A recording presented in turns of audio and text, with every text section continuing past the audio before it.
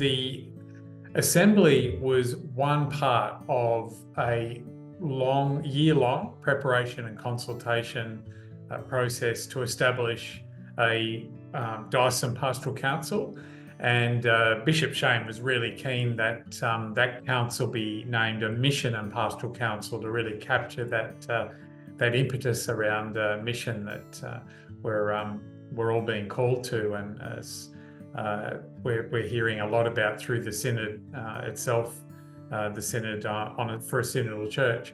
So I would say that the assembly was a key moment in that year. And just to talk about that year, we began 27th of April of 2022 and went through to the 27th of April of 2023. Why the 27th of April? It's the feast of Our Lady of Good Counsel, the patroness of our diocese. So we really called on, that invoked prayer, and indeed Bishop Shane wrote a prayer for the Mission and Pastoral Council, calling on the assistance, the patronage of Our Lady of Good Counsel.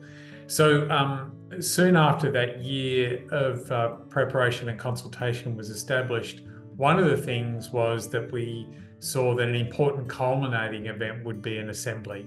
And whilst we didn't actually call it a synod assembly, it certainly had that synodal quality to it. And the assembly itself we envisaged as an opportunity for the whole diocese, or at least representatives of the whole diocese, to come together.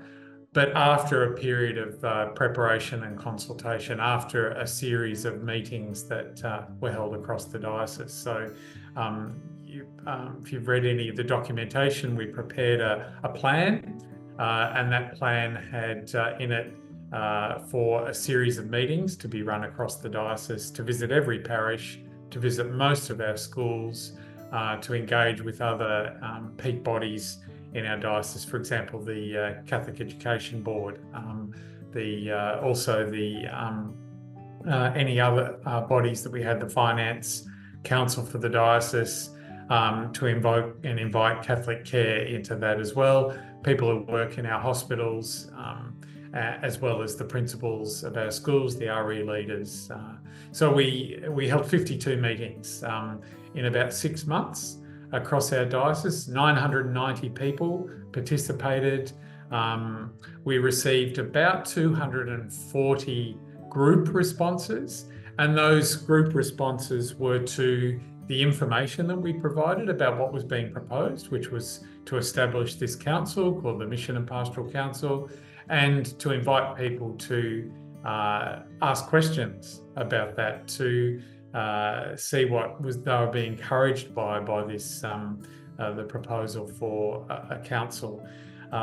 So that was a really, as well as being a really rich experience for us, was also a really important experience, because we made the decision, we being the team, Mission and Pastoral Life team, the office that I lead here, we made the decision that as far as we possibly could, we would conduct those meetings face to face. So for many of the meetings, they were held 7 o'clock on a cold Tuesday night, or a warm Saturday afternoon, perhaps in some places, depending on the time of year, to groups whereby the parish priest might have called together key people, or just thrown open an invitation to the members of the parish community.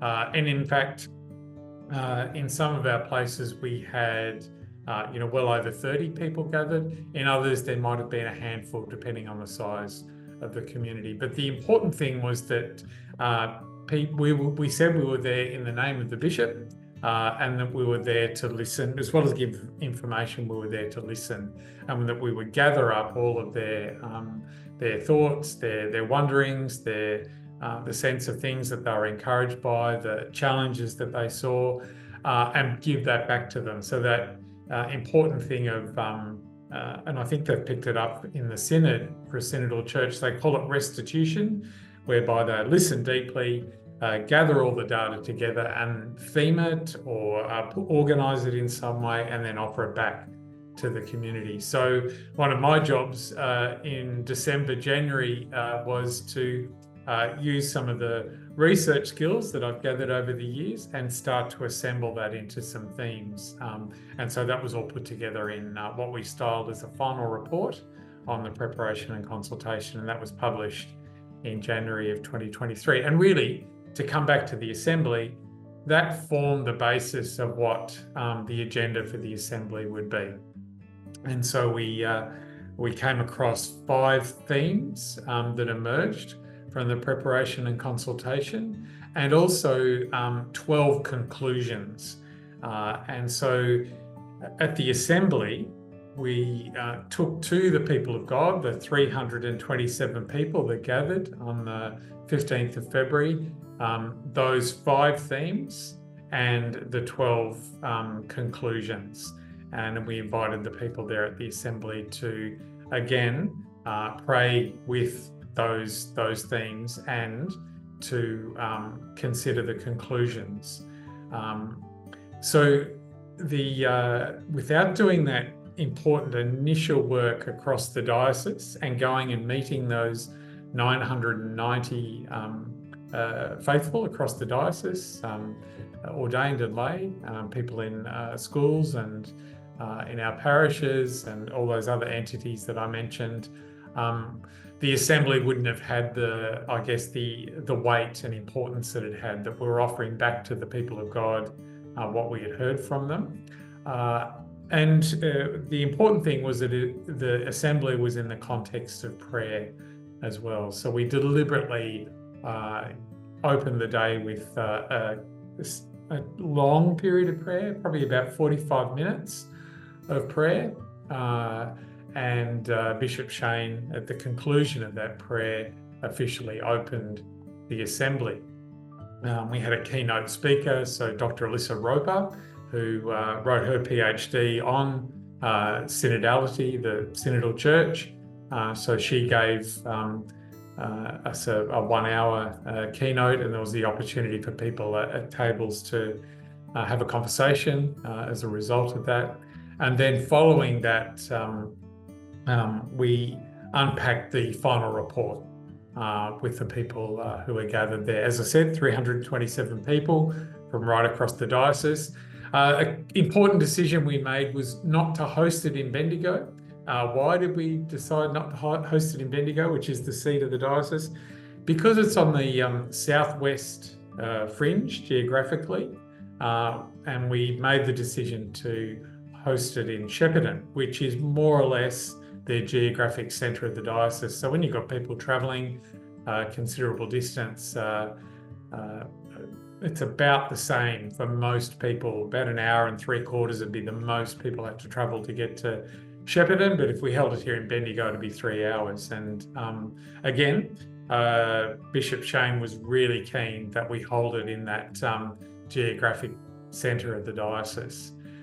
So that was an important symbolic gesture to say we're gathered here in the heart of our diocese. We spent that middle part of the day really deepening people's an opportunity for people to really consider those themes and conclusions, and to enter into, again, a time of listening and dialogue and ultimately discernment about those themes and conclusions. And the sense was from those table conversations, the listening and dialogue that we facilitated was a real affirmation of the themes and the conclusions. And the opportunity was then given to all of the people who are present to write one concrete proposal for the council to consider. So as a result, we got 252 individual concrete proposals for the council to consider. And it was interesting when I did some work on evaluating those and organising those, a lot of them aligned with the 5 themes or the conclusions. So the work that we'd done in terms of that preparation phase and consultation, the meetings, the 52 meetings that we held across the diocese, really seemed to be affirmed by what people were considering and offering back. And so ultimately, once the council was established, and I'll come to that in a moment, those 252 concrete proposals really started to give the council something to work with once they were established. Building on the report, building on the plenary council themes, which were also made available around that time as well, building on the work around the synod that we'd already done. There was a lot of really good material that we could say was spoken by the people of God here in the diocese. At the conclusion of the assembly, we had some time for people to move into their parish groups or into their school groups or their organisation groups, and just to consider what they might take away from the assembly and consider back in their parish or back in their school or back at the Catholic Education Office, for example, and even here in the Chancery. So there was an opportunity for people just to consolidate that. And apart from a final blessing from the bishop, he also then called for expressions of interest for people to join him on the council. So expressions of interest opened on that day, on the 15th of February, 2023.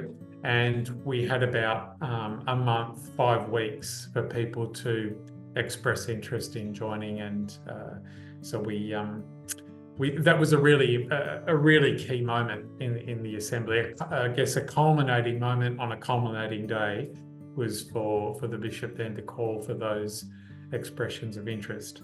And it seemed to work in terms of getting expressions of interest. Whilst we weren't overwhelmed, we certainly got well over 50 expressions of interest for people to join the council for 15 positions on the council. So it was really clear that the assembly was an important stepping stone on towards establishing the council. But the fact that we were able then at that assembly to give back to the people of God what we'd heard from them, and to have that then endorsed and affirmed, and some really concrete actions given to the newly forming council made it a really powerful day.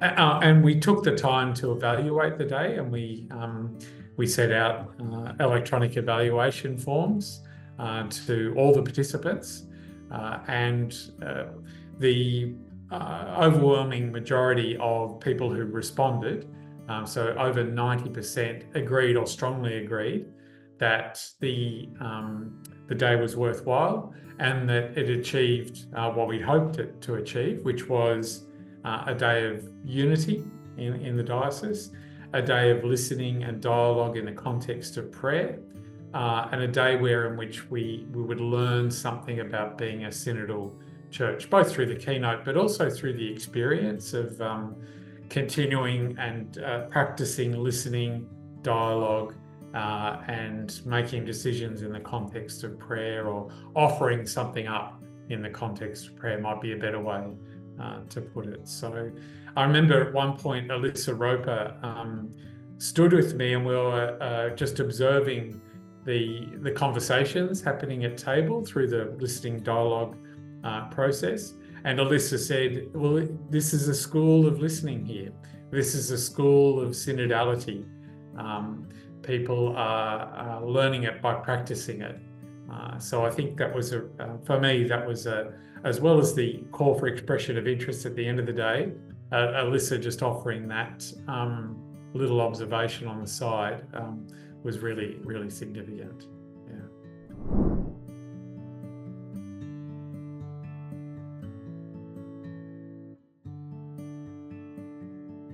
So the first meeting of the council, actually, I'll take a little step back. Another really significant step on the journey was our Diocesan Chrism Mass, which we celebrated that year. I think it was the 4th of April, 2023. so the massive oils, and the members of the council were commissioned on that day. And I had the great honour of calling them forward from the assembly gathered in our cathedral, and Bishop Shane commissioned each one of them. So that was a significant day, and again another important ritual moment, both for our whole diocese, but I guess particularly for that the year of preparation and consultation. So the first meeting of the council was the 28th of April, so a year and one day on from the calling of the year of preparation for Sandhurst Mission and Pastoral Council. So we gathered in Shepparton, and we spent really largely that first meeting, which was held over 2 days, a Friday and Saturday, and then the next meeting, which was I think in June. We spent a lot of those meetings doing a lot of formation. So we had an external facilitator come, and he worked with the members of the council to establish some really important norms about the way in which they wanted to operate, and to check in regularly with Bishop Shane about what his expectations were. What really helped for that was that the bishop had already published a set of statutes, a set like a constitution, and a set of protocols about how the meetings should progress. So that really helped to have that there. And we did a lot of referring, or the facilitator did a lot of referring back to some of the, I think it's statute number 1 and statute number 2, which are really core about what the purpose of the council is and how the council should go about it. We deliberately put into the statutes that the council is there to listen, to enter into dialogue, and to discern and make proposals to the bishop for mission and pastoral activities in the diocese to set direction. So we spent a lot of time with the facilitator sitting in that. Towards the end of the second meeting, so that was June, we spent some time with the 252 proposals that came from the assembly. Because we were able to trace those proposals all the way back to the 5 themes and the 12 recommendations, conclusions, it was really a helpful exercise then for the council members to say, okay, so people are asking us to consider this. And there were some really concrete proposals, for example, around looking at leadership structures in the diocese, and including things like making sure that, as far as we possibly could, that every parish had a parish pastoral council, or at least a leadership group, so that the council could look at that and consider that. So one of the things that emerged very quickly for the council was, as well as having a chair appointed, and I'll come to that process in a moment, another thing was, how do we turn these concrete proposals, the themes, the conclusions, into something that people in the diocese could use at every level, in their school, in the Catholic Education Office, in parishes, here at the Chancery. And so we oscillated between, do we set a strategic plan and have a detailed plan, or do we keep it at a higher level around some directions and then some goals? And to cut a long discernment short, by November of that year, we concluded it was goals that we wanted. We had some directions and then some goals that would sit under those directions. So that was a really a bit of a breakthrough moment when we came to the council. And I don't sit on the council, I'm the executive officer, so a lot of my work is really between meetings and working with the chair and the bishop during the meetings, just to keep the momentum going, if you like. So that was a really important breakthrough for the council to realise that their level should be at a fairly high and strategic oversight level, and then offer some goals out there. And so we're just about ready to launch a set of 10 goals under 3 strategic areas. And it wouldn't be any surprise for people to hear that, and if they've followed our process, that the first strategic area is around mission and pastoral outreach. The second one is about community or communion. How can we really strengthen that sense of communion at every level in the diocese? And then the third area is formation. What's the formation that we need? What's the educational exercise that we need to undertake to nourish the people of God so that they can do those things? They can reach out to people, they can strengthen their sense of community, they can take up leadership roles if they have those charisms, if they have those gifts. So I think that was a really important thing for the council to come to, rather than a detailed strategic plan, to actually say, no, let's keep at the level of directions and set some goals that could be used at every level. And so, as I said, we're just about to launch those once we have a graphic design finalised. I think the other really important thing was that to appoint a chair, or for the bishop to appoint a chair, that we go through a process of discernment. And so we used our facilitator to help us to look at some of the attributes that we would really value highly in a chair, and the opposite. What are the attributes that we didn't want in a chair? What are the kinds of behaviours and attitudes that would be not helpful? And that formed the basis of a fairly significant prayerful discernment by the members of the council, and after which they gave some recommendations to Bishop Shane, and he took those away and then spoke to the individuals whose names had come up. And so he was able to announce in our August meeting of last year a chair for 12 months.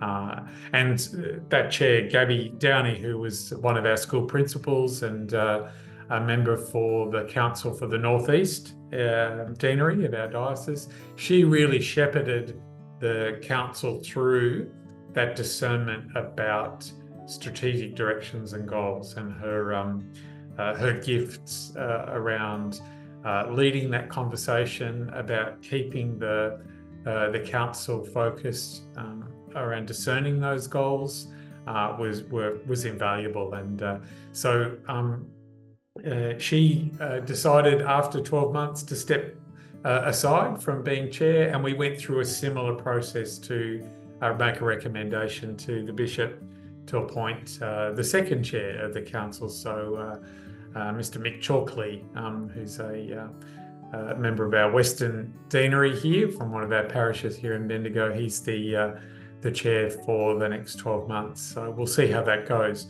But I think that one of the things that we can say with great authenticity, I think, is to say that we've really tried to stay true to those principles of listening, dialogue and discernment in our inner processes.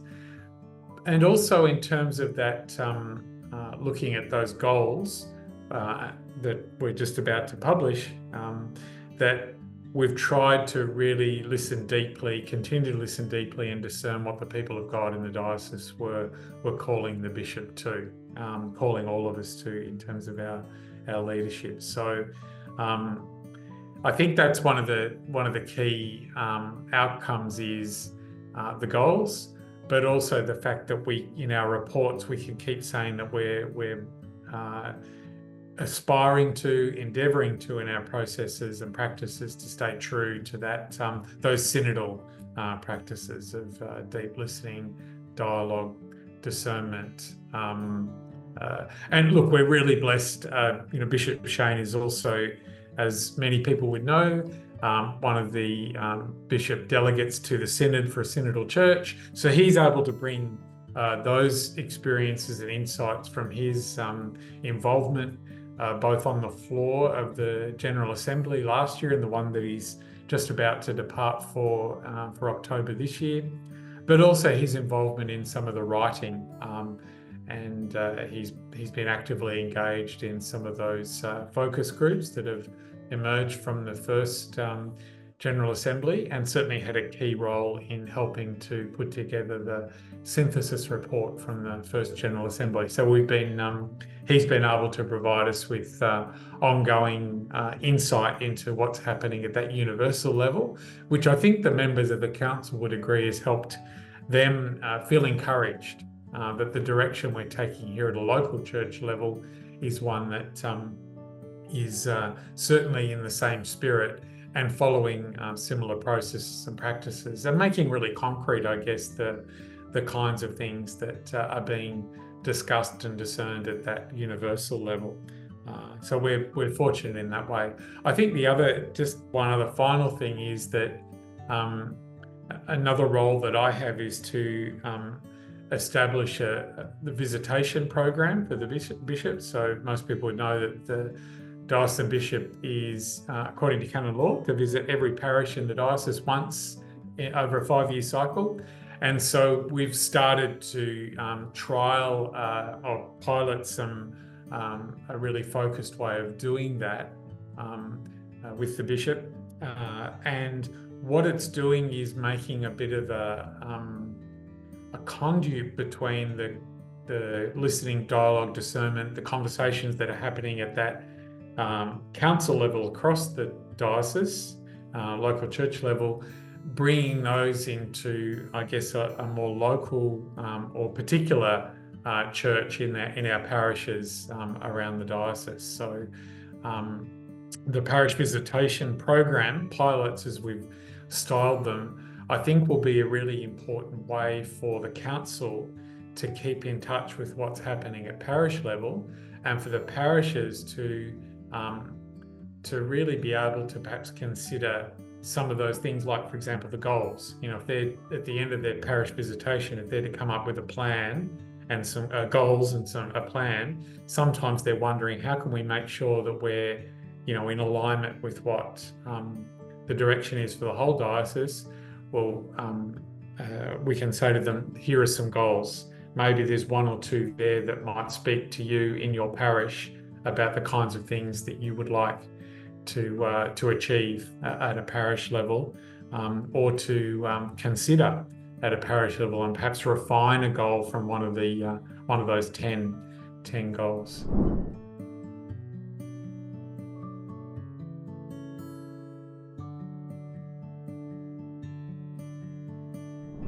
It's interesting that one of our challenges and one of the goals that we've articulated is around communication. And we, like many dioceses, we have, we've ceased printing a regular monthly newspaper and moved to a more regular online news, e-news, we call it, the same name, Sandpiper, but e-news now rather than newspaper. So that's one way in which we just say to people, if you want to know what's happening across the diocese from the Chancery, please look at the e-news. So we're constantly directing people to subscribe to that. Now, subscriber list has grown in that. But in terms of specifically asking parishes what to do, I guess another important forum for me is the Council of Priests, and the Council of Priests is the forum for our active clergy, for the priests that currently have an appointment within the diocese. And so one of the things that one of the jobs that I have, which is a nice connection to this work around the council, is that I'm also the executive officer for the Council of Priests. So I can draw the chair of the Council of Priests' attention to what's happening at that council level, and use that forum, since all the parish priests are administrators, or we have a few ministry team leaders who are the younger priests who are not quite ready to be appointed as parish priests, so they're appointed as ministry team leaders or moderators. What I can do is just either through a formal agenda item, or just by reminding the priests to say, remember the council has had this conversation and they're recommending this.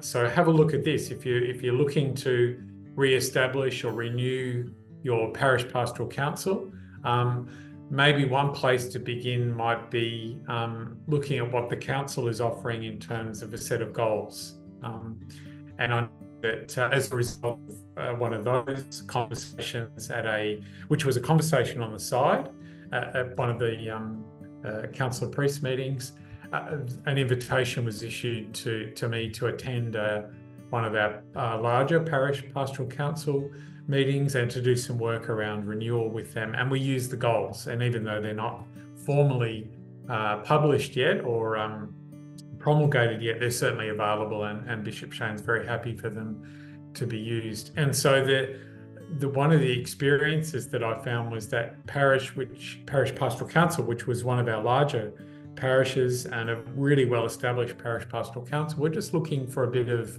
a re-energizer, a sense of renewed direction, and the goals certainly provided that. And I think they also found it energizing to hear that some of them who were part of the preparation and consultation meetings could say, oh yeah, I remember making that, contributing to that particular goal. I remember making a statement in my small group about, and so people can see themselves in the goals. They're not abstractions.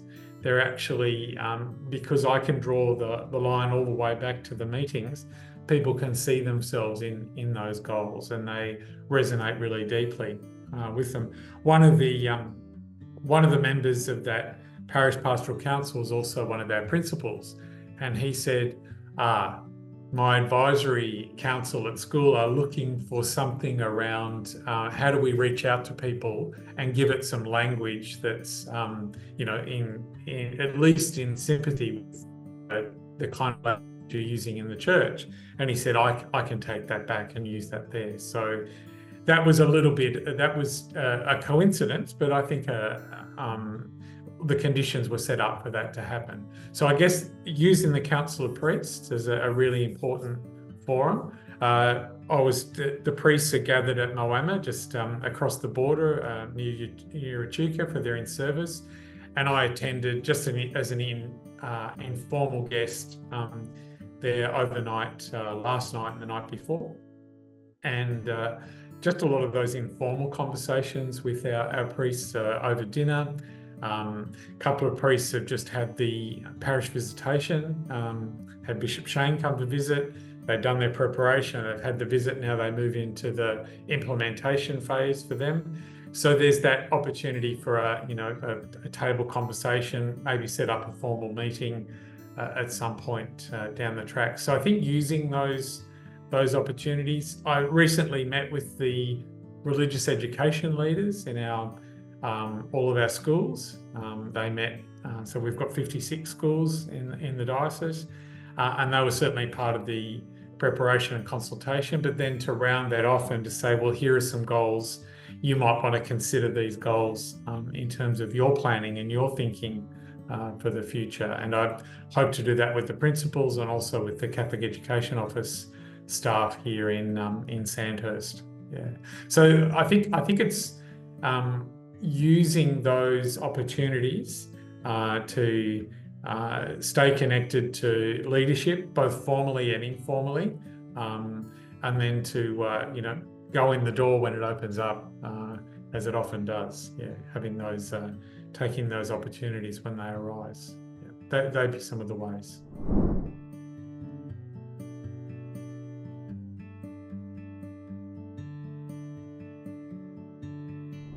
One of the things I've just done with the chair of the Mission and Pastoral Council is to look at the work plan for the council for next year.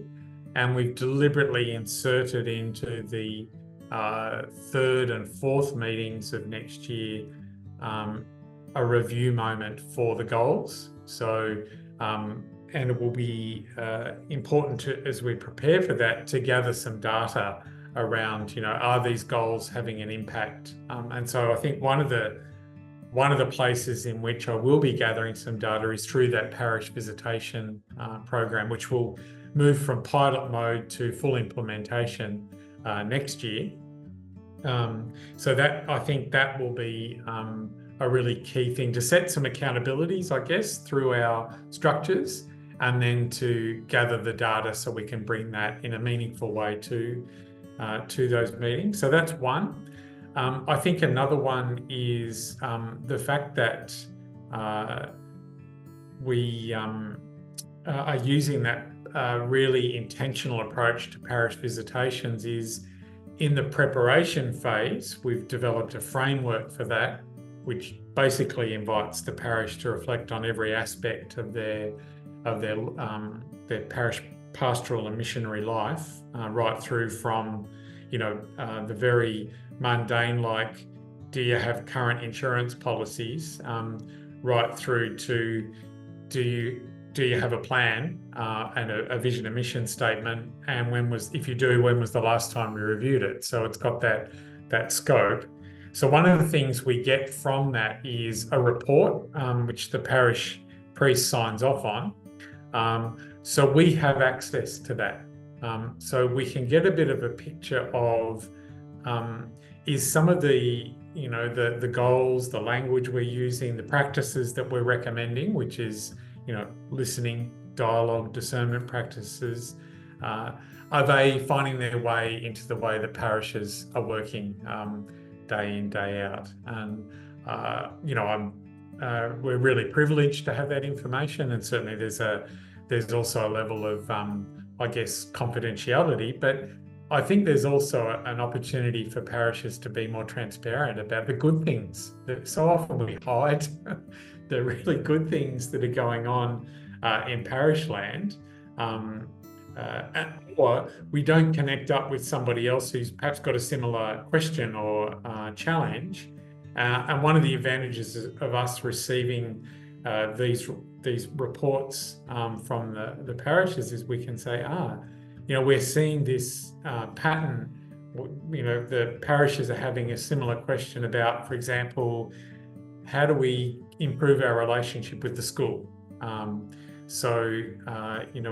Because we've got that oversight, we can bring that question maybe to the Parish Pastoral Council, or I can speak, to the Diocesan Pastoral Council, Mission and Pastoral Council. And on that council is representatives from Catholic education, both principals, RE leaders, teachers, and also the executive director of Catholic education. So we've got the right forum there for that to happen. So it's using things that we're putting into place. And I guess, again, one of the advantages of me being executive officer in a number of different places, having the bishop present at many, many places, is we can see those opportunities and connections and feed through, ask questions about, maybe there's someone over here you could talk to. So I'd see that as something really significant. And I come back to communication. Whilst we've got, I think, a pretty good product in our e-news, we really need to start using even better things like our social media channels that we have, our YouTube channels. So developing a bit of a strategy there, which will be the work of the Chancery here, the office that I lead here, might be another way in which we can also, as well as putting information out, sending out messages, also get information back, get challenges and questions back to us about what's working, what's not. Are we having an impact in the way that we'd like to? I think one of the things that I've learnt is that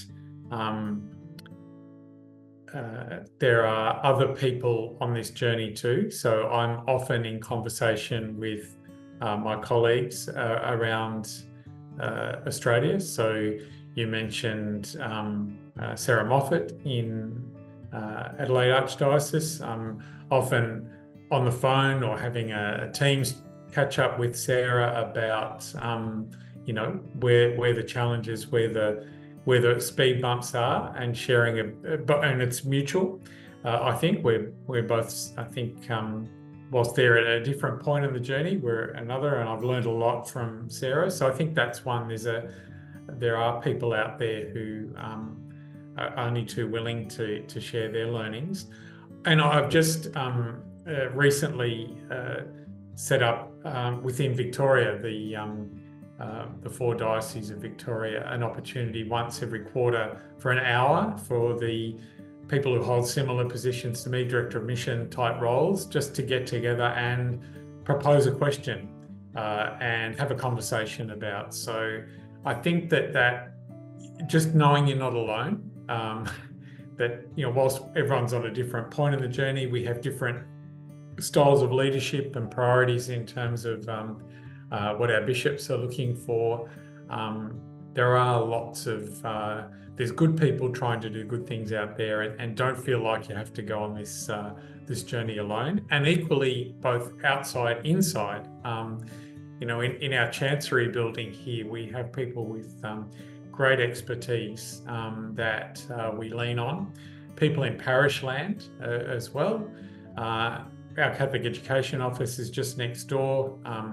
The number of times where I'm puzzling over a question, or I'm just seeking to connect with some key people, just to have a conversation with the director of the Catholic Identity Director there, or with the Executive Director herself, just to say, look, I'm trying to do this.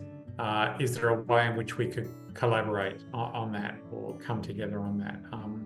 So I guess that don't feel like you have to do things alone. The value of having working parties, working groups with diverse skill sets. And I didn't mention this, when we did establish the Mission and Pastoral Council, we did have a skills matrix. And I got that idea from Sarah, I think.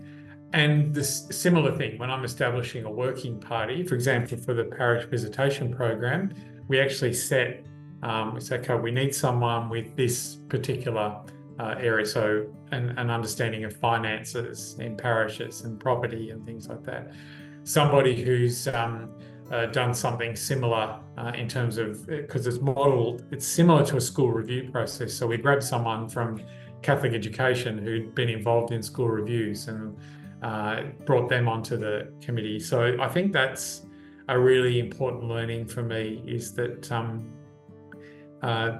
be clear about what you're seeking, look at the skills that you want to have, and reach out to people. People are very willing to share their experience, to share their learnings, and set up little networks, create working parties based on on design. Be really clear about the design part of it. Oh, and the other thing is, with working parties, make sure they have an end point. know where you want to get to. So we've been celebrating 150 years as a diocese this year, and that there's been a working group which we assembled about this time last year, and the next meeting we have, that's it. We don't need to meet again after that. And there's people appreciate that, knowing that this isn't just an eternal once a month get together for an hour and a half, that it has a clear purpose. They know why they're there, and we have an end point, and we move on from there. So I guess that's another learning that I've had. Back to assemblies, just one other thing on that is, we probably, with the benefit of hindsight, we probably tried to do too much on the day. So, that old saying of less is more.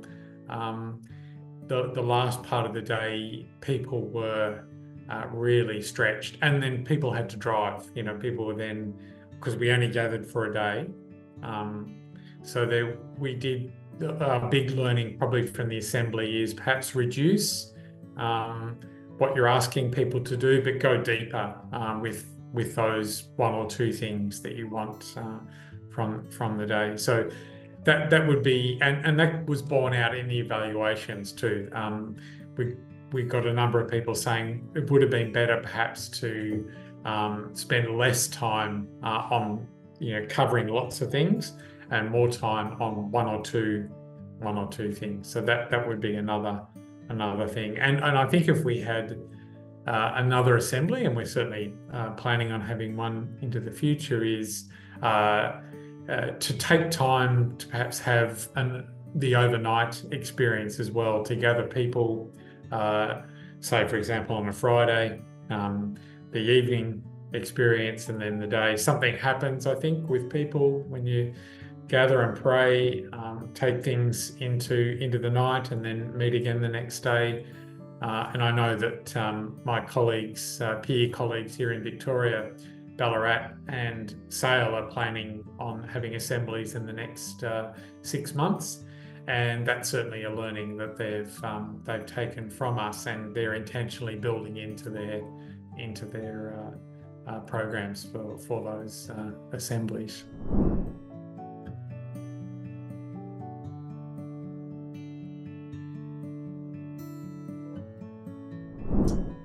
The number of times where I've visited parishes in the last 18 months since the assembly, and parishioners have said, "When are we having another assembly?"